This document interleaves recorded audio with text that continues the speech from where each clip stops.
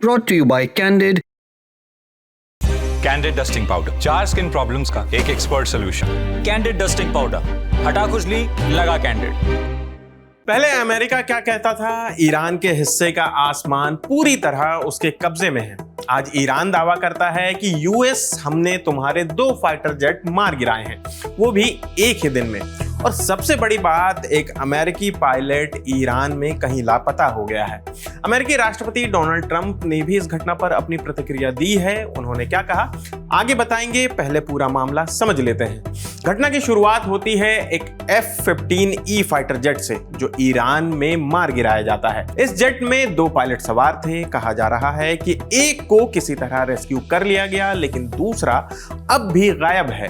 ये इस जंग का पहला मौका है जब अमेरिका का कोई जेट ईरान की जमीन पर गिरा है। अमेरिका तुरंत अपने पायलट को ढूंढने के लिए रेस्क्यू मिशन पर भेजता है, लेकिन हालात इतने खराब हैं कि बचाने गए 2 हेलीकॉप्टर पर भी हमला हुआ। उन पर फायरिंग होती है, हालांकि वो किसी तरह वापस निकल जाते हैं। इससे साफ हो जाता है कि अब ईरान के अंदर जाना, यहां तक कि अपने आदमी को बचाने जाना भी अमेरिका के लिए बेहद जोखिम भरा हो चुका है। इसी बीच उसी दिन अमेरिका को एक और बड़ा झटका लगता है। ईरान दावा करता है कि उसने स्ट्रेट ऑफ हॉर्मुज के पास यूएस के एक और फाइटर जेट A-10 वॉरथॉग को भी मार गिराया है। इस दावे की अमेरिका ने तत्काल तो कोई पुष्टि नहीं की है, लेकिन बाद में रिपोर्ट्स आई कि पायलट की जान बचा ली गई है। मामला यही नहीं रुकता, एक F-16 फाइटर जेट को भी इमरजेंसी लैंडिंग करनी पड़ती है और 1-2 KC-135 टैंकर जो हवा में फ्यूल भरते हैं, उन्हें भी इमरजेंसी डिक्लेयर करनी पड़ती है। अब नजर ईरान की तरफ जाती है। याद कीजिए, हमने आपको पहले ही बताया कि एक पायलट अभी भी ईरान की जमीन पर कहीं लापता है।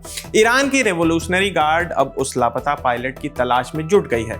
देश के दक्षिण पश्चिम इलाके में सर्च ऑपरेशन चल रहा है। आम लोगों से कहा गया है कि अगर पायलट दिखे तो जानकारी दे या उसे पकड़े। यहां तक ये भी कहा गया है कि इनाम दिया जाएगा और साथ ही दुश्मन को पकड़ने या मारने की खुली अपील भी की गई है। ईरान के नेताओं ने तो इसे जंग का नया मोड़ बता दिया है। ईरानी संसद के स्पीकर मोहम्मद बाकेर गालिबाफ ने कहा कि अब ये लड़ाई सिर्फ सरकार बदलने की नहीं रही, बल्कि अमेरिकी पायलटों की तलाश तक पहुंच गई है। यानी कि थोड़ा तंज कर रहे थे वो।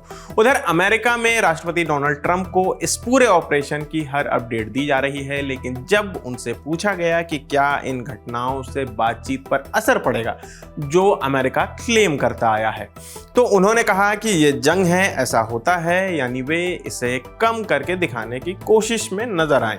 हालांकि कुछ ही दिन पहले ट्रंप ने दावा किया था कि हमारे जेट्स तेहरान यानी कि ईरान की राजधानी के ऊपर उड़ रहे हैं, कोई कुछ नहीं कर सकता। लेकिन अब जब इतने अमेरिकी जहाज एक साथ निशाने पर आ गए हैं, तो इस दावे पर सवाल उठने लगे हैं। जानकार कह रहे हैं कि भले ही एयर डिफेंस कमजोर हो, लेकिन जमीन से दागी जाने वाली मिसाइलें और मोबाइल सिस्टम अब भी खतरा पैदा कर सकते हैं। इस बीच जंग और फैलती जा रही है। ईरान ड्रोन और मिसाइल से इजराइल और अमेरिका के साथ खड़े खाड़ी देशों पर हमला कर रहा है। कुवैत में जरूरी इंफ्रास्ट्रक्चर पर हमले हुए। तेल की कीमतों में तेजी से बढ़ोतरी हुई, यानी कि तेल की कीमतें बढ़ गई हैं, जिसका असर आप हम सब पर दिख रहा है, जिससे पूरी दुनिया की इकोनॉमी पर दबाव बढ़ा है। सीज फायर की कोशिशें भी लटक गई हैं। पाकिस्तान के जरिए बातचीत शुरू करने की कोशिश हुई थी, लेकिन ईरान ने उसे ठुकरा दिया। अब हालात ये है कि एक अमेरिकी पायलट को ईरान ढूंढ रहा है। इससे ये भी मालूम हुआ कि ईरानी आसमान अमेरिका के लिए उतना भी सेफ नहीं है जितना ट्रंप क्लेम करते आए हैं। तो फिलहाल इस खबर में इतना ही। आपकी इस खबर पर क्या राय है, हमें कमेंट करके जरूर बताएं। मेरा नाम आसिफ असरार है, कैमरे के पीछे हमारे साथी दानिश हैं।